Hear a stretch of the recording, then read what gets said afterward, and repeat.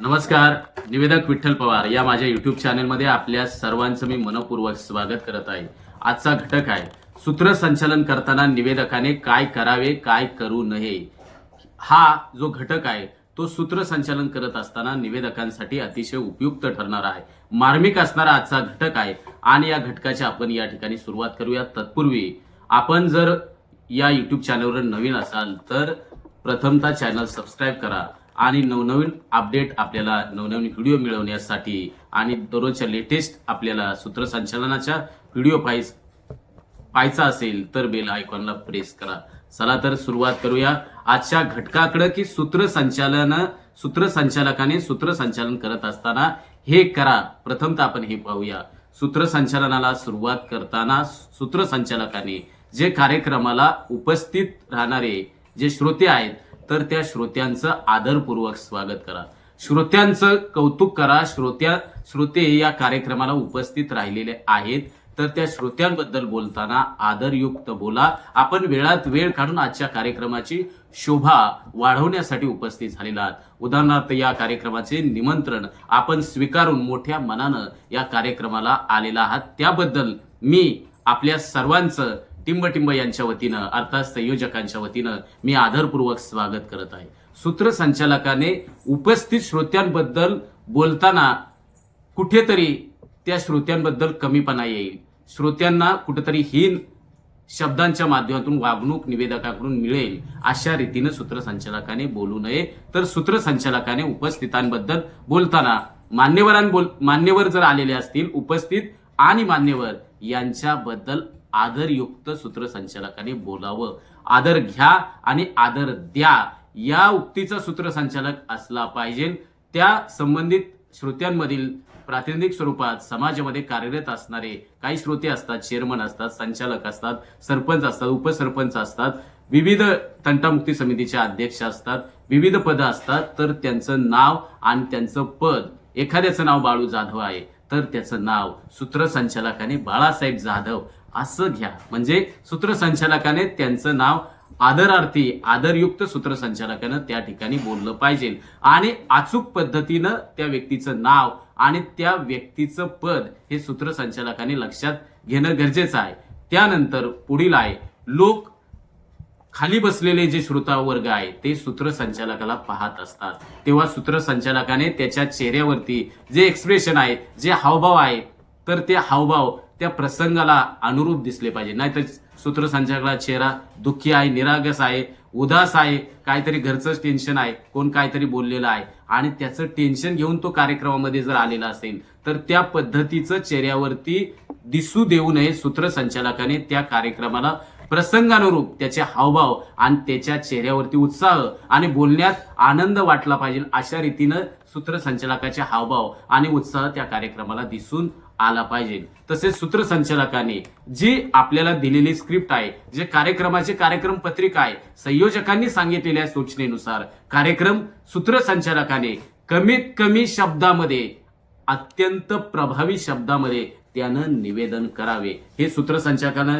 अवश्य हे केलंच पाहिजे आणि सूत्रसंचालकाने कोणत्याही व्यक्तीचा अपमान होणार नाही, कोणत्याही व्यक्तीचा मान्यवर व्यक्तीचं नाव, सर्वांचं नाव उल्लेख सूत्रसंचालकाने करणं अपेक्षित आहे. आता आपण पाहणार आहोत सूत्रसंचालकाने हे करू नये.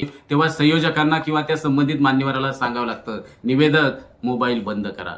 तर सूत्रसंचालकाने कार्यक्रम सुरू होता असताना निवेदनाला तुम्ही सुरुवात करता ती शेवटपर्यंत सूत्रसंचालकाने आपला मोबाईल हा फ्लाईट मोड वरती ठेवणं गरजेचं आहे. आणि सूत्रसंचालक कार्यक्रमामध्ये कंटाळा आलेला असतो तर सूत्रसंचालक जांभई देत असतात आणि खाली बसलेले सर्व श्रोते वर्ग सूत्रसंचालकाकडे पाहत असतात. तर सूत्रसंचालकाने कार्यक्रमामध्ये जांभई देऊ नका. उगाच डोक्याला, उगाच केसाला, उगाच पेन घेतलेला आहे आणि कुठेतरी कानात सूत्रसंचालक घालतोय तर अशा रीतीनं अशी कृती सूत्रसंचालकाची निवेदनामध्ये दिसू देऊ नये याची काळजी सूत्रसंचालकाने घ्यावी. बरेच सूत्रसंचालक तेच वाक्य, तेच शब्द, त्याच कवितेच्या ओळी पुन्हा वारंवार उच्चार करत असतात किंवा एखाद्या व्यक्तीबद्दल सूत्रसंचालकाला प्रेम आहे म्हणून त्याच व्यक्तीचं सातत्यानं नाव, त्याच व्यक्तीचा सातत्यानं गौरव सूत्रसंचालक आपल्या शब्दातून करत असतो, तर ते सूत्रसंचालकाने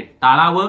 तेच वाक्य, तेच शब्द, तेच ओळी, तेच कविता, तेच सुभाषित कार्यक्रमामध्ये वापरू नका. तसेच बरेच सूत्रसंचालक लग्न समारंभामध्ये किंवा अन्य कोणत्याही कार्यक्रमामध्ये ज्या ठिकाणी मंगल कार्यालयामध्ये कार्यक्रम आयोजित केलेला असतो त्यावेळेस सूत्रसंचालक विनाकारण त्या मंगल कार्यालयाच्या छताकडे एकसारखाच पाहत असतो, किंवा एखाद्या स्त्रीकडे सूत्रसंचालक एकसारखाच पाहत असतो, एखाद्या व्यक्तीकडे सूत्रसंचालक एकसारखाच पाहत असतो. तर सूत्रसंचालकाने अशा व्यक्तींकडे, अशा महिलेकडे सूत्रसंचालकाने पाहू नये.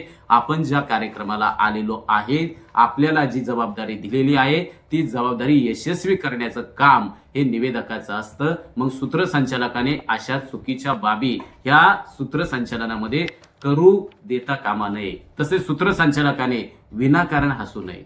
काही सूत्रसंचालक विनोद झालेला नसला किंवा काही झालेलं नसलं तरी विनाकारण खो खो खो खो हसत असतात, परंतु त्याचा निगेटिव्ह परिणाम तुमच्या व्यक्तिमत्वावर होतो. सूत्रसंचालकाच्या त्याच्या स्वतःच्या त्या कार्यशैलीवरती विनाकारण श्रोतेवर्ग विनाकारण संशय घेत असतात. मग सूत्रसंचालनामध्ये सूत्रसंचालकाने विनाकारण हसू नये. तर सूत्रसंचालकाने आपल्या निवेदनात कोणालाही नावं ठेवू नका. कोणाबद्दल मतभेद असतील तर ते मतभेद, आपली भांडणं, आपली कुरापती त्या कार्यक्रमामध्ये काढू नका.